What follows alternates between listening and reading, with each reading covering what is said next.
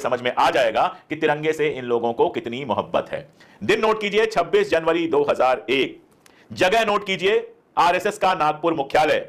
तीन नाम हमेशा याद रखिएगा। इन नौजवानों को मैं सलाम करता हूं, अब तो खैर मेरी उम्र के ही होंगे या मुझसे भी बड़े होंगे, लेकिन 26 जनवरी 2001 को ये बिल्कुल नौजवान लोग थे। इनका नाम था बाबा मेढ़े, रमेश कलंबे और दिलीप चटवानी।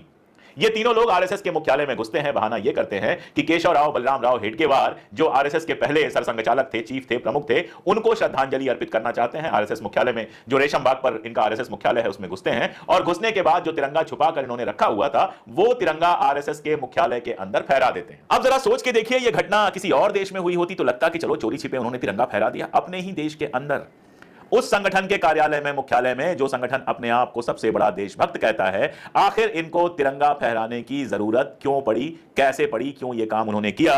और जब यह समझना हो तो गूगल पे टाइप कीजिएगा case number 176, case number 176 Nagpur. सिर्फ गूगल पे यह टाइप कीजिएगा और पूरी कहानी आपको निकल के आ जाएगी। तो दोस्तों, सवाल यह है, बात यह है, घटना यह है कि उस दिन के पहले आरएसएस के मुख्यालय में तिरंगा नहीं फहराया गया था।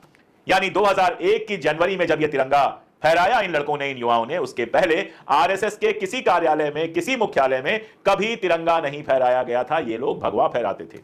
गोलवरकर भी यही मांग कर रहे थे कि तिरंगे की जगह भगवा को इस देश का राष्ट्र ध्वज बनाया जाए। भगवे रंग को लेकर हमारे भीतर एक सम्मान रहा है, आज भी है। भगवा रंग जो है वो धार्मिक एक रंग है। और आप जानते हैं, हनुमान जी का झंडा बनता है, बाकी सारा झंडा बनता है, सब भगवा होता है, लेकिन वो धार्मिक झंडा होता है। उस धार्मिक झंडे को ये लोग चाहते थे कि राष्ट्र का झंडा बनाया जाए। आज बांग्लादेश से मांग करते हैं कि वो सेकुलर देश होना चाहिए, लेकिन अपने देश को ये हिंदू राष्ट्र बनाना चाहते थे और इसीलिए तिरंगे का अपमान करते थे। आरएसएस कार्यालय में कभी तिरंगा नहीं फहराया जाता था। और जब इन लड़कों ने तिरंगा फहरा दिया तो नागपुर में इनके खिलाफ केस किया गया।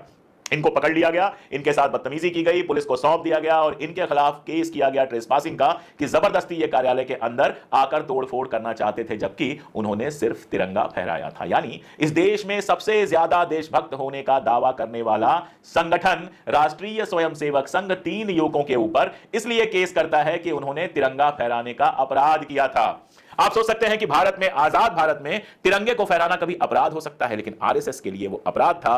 केस नंबर 176 किया गया और एक आध दिन नहीं, 12 साल तक यह केस लगातार चलता रहा। और 12 साल बाद तंग आकर आरएसएस ने खुद यह केस वापस ले लिया, क्योंकि पूरे देश में बेइज्जती हो रही थी। कांग्रेस और दूसरी पार्टियां लगातार यह मुद्दा उठा रही थी, लगातार यह सवाल पूछ रही थी कि आरएसएस के कार्यालय के अंदर तिरंगा फहराना अपराध कैसे है।